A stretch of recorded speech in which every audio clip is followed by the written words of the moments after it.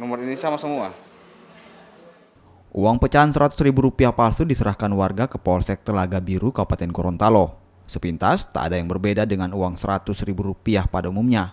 Namun jika diraba, uang ini berbeda dengan uang kertas asli yang dikeluarkan Bank Indonesia.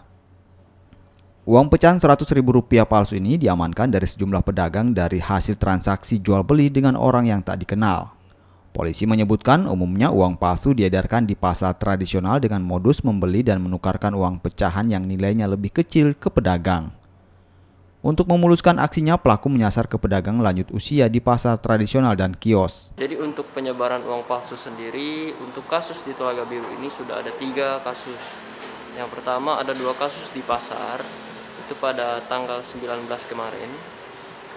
Itu memakan korban 2 ibu-ibu, terutama lansia.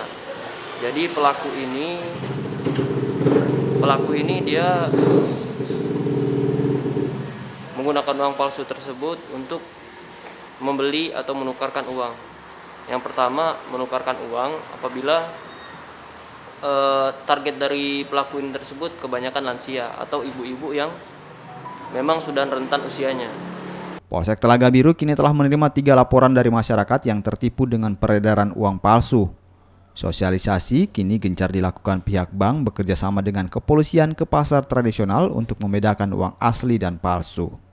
Mamat Kaida, Kompas TV, Gorontalo.